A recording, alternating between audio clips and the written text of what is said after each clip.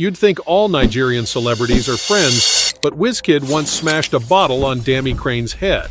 Yeah! In fact, Burna Boy got so angry with Mr. 2K that he sent thugs after the singer.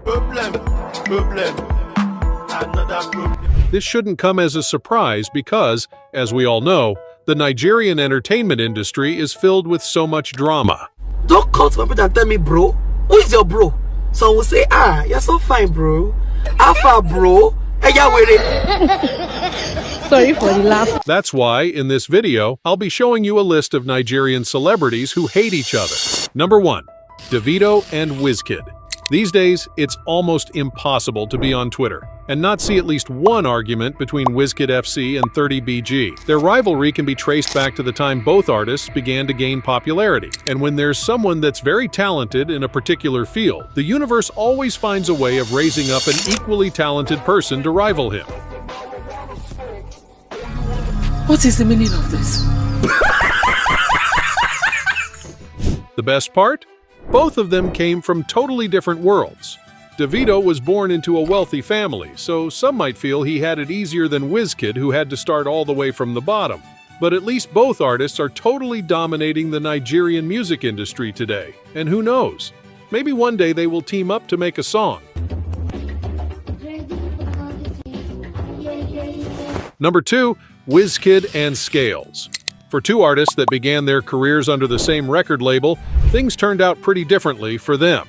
I mean, these guys practically started off recording in the same studio, with the same set of people to learn from. But I guess Wizkid was a more attentive student than Scales. Anyway, the pair have hated each other ever since that encounter on Twitter. Apparently, Scales thought it was a good idea to accuse Wizkid of stealing his beat for the song Azonto, and even went as far as claiming that he wrote the song for Wizkid. Coming from someone that hadn't released a hit song in a while, that's laughable. Stop the cap. Stop the cap right now. Stop the cap. And well, Wizkid wasn't laughing with his replies. He came at Scales from every angle, and I think Scales must have learned to think before making such claims online ever again. It's fair to say Wizkid almost ended Scales' career that day, but thank goodness Shake Body saved him. And at number 3, we have a feud that started out as a disagreement between two big names. You see, back in 2015, Olamide and Don Jazzy were involved in a bit of a disagreement. At the time, Lil Kesh and Ricardo Banks were two young artists tearing it up in the music industry. So when the Headies Awards came around, Olamide naturally showed support for Lil Kesh, who was with YBNL Records, while Don Jazzy pushed for Ricardo Banks. However, it seemed the award organizers preferred Ricardo Banks' music to Lil Kesh's less refined music. Well, at least you understand what I mean. As it turns out, Ricardo Banks was handed the award, and Olamide didn't take it too well. He publicly called out the organizers of the award with his famous mic drop, or you could say mic slam. Adekunle Gold, let's be honest, this award belongs to Lil Kesh because Lil Kesh is our next rated artist. Shit! Baba Yaya! Street to take over! Every fucking single was a hit back to back.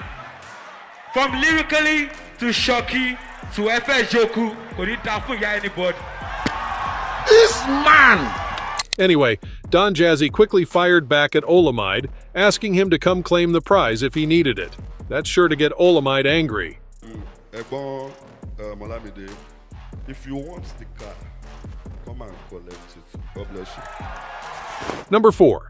Tiwa Savage and Seyi Shay. These two didn't just start hating each other, and it all began when Seyi Shay accused Tiwa Savage of stealing her songs. Obviously, no one's gonna take such accusation lightly, so when Tiwa Savage heard it, she knew exactly what to do. Fast forward to some weeks later, Seyi Shay met Tiwa Savage in a beauty salon and all hell immediately broke loose. I'm sure Tiwa is one of those who don't believe in freedom after speech, so there was no way she was going to let this slide, let alone embrace her accuser. She issued a warning to Seyi Shay, and from there, the duo went absolutely bonkers, raining insults on each other. Till today, they aren't on talking terms, and it doesn't look like they'll reconcile anytime soon. Number 5. Funke Akindele and Toyin Abraham. This war of social supremacy between two of Nollywood's most talented actresses will probably go on forever, or at least until one of them loses relevance in the industry. Their drama began when Funke Akindele released her widely celebrated movie Omo Ghetto. The same day, Abraham's Ghost and the Tout hit the cinemas. You see, Nollywood fans were torn between sticking to Netflix to watch Omo Ghetto and taking a trip to the cinemas to enjoy Ghost and the Tout. So Toyin was probably pissed with Funke. But that's not even the most interesting part of the story. Recently, both actresses began a proxy war, each one trying to promote their movie in order to gain higher viewership numbers than the other. And it didn't take too long for Abraham to address the negative comments her movie was receiving on social media. In fact, she claimed that some people were sponsored to create a WhatsApp group just to pull her movie down. Like a WhatsApp group just to bring you down? Come on, Abraham, you're supposed to be one of Nollywood's finest. Anyway, a lot of people knew the comments were partly directed at Funke Akindele, and I think she also got the hint. Soon, Funke Akindele responded subtly to Abraham's comment, citing that the sky is big enough for everyone to fly. She just made Abraham seem paranoid, but let's just leave it at that. Number 6. Mr. Easy and Runtown. In the battle for supremacy in the Ghana-Nigeria kind of music, Mr. Easy and Runtown have created more melody than they normally would with their music. But seriously, these two have been at it for a while, and many would say Temi Otedola's Baby Boy started it all in 2017 when he claimed that most Nigerian artists were using his sound to make their music. That's some bold claim right there. Anyway, this wasn't taken well by his contemporaries, including Runtown, who was quick to get in the action with a little jab at Mr. Easy, or should I say a left hook. In a tweet, Runtown stated that he was going to finish what Mr. Easy started, and at this point, Mr. Easy should have just sipped his wine in peace. Instead, he decided to cook Runtown in a new song, where he kind of implied that the singer was still his slave. Well, I guess that was the knockout he needed to keep Runtown from running his mouth. Number 7. Buju and Ruger. Buju and Ruger used to be good friends, but given their latest exchanges, it's possible they'll hit each other if left in the same room. One of the biggest exchanges came in August 2022 when Buju tweeted, what if I cook with the hashtag Bad Since 97. That seemed like a promotion of his album titled Bad Since 97, but anyone familiar with Ruger's song Girlfriend will see that it's clearly a dig at him. And as expected, Ruger fired back, suggesting that Buju had no solo hit.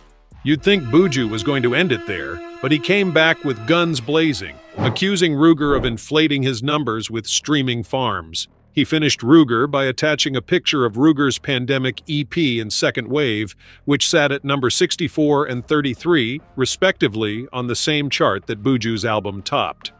There simply was no coming back for Ruger, at least for now. And at number 8, Davido and Burna Boy. We're not sure of when the feud between Davido and Burna Boy actually began, but it all came to limelight in 2020, when Burna Boy was nominated in the Grammy Awards. When you have all the success, fame, and recognition, it's sure to mess with your head at a point, and it did just that to Burna Boy, who began to see himself as the biggest African artist. But the feud between both artists actually began when Davido posted a picture of himself and Wizkid with the caption, "The two greatest of all time."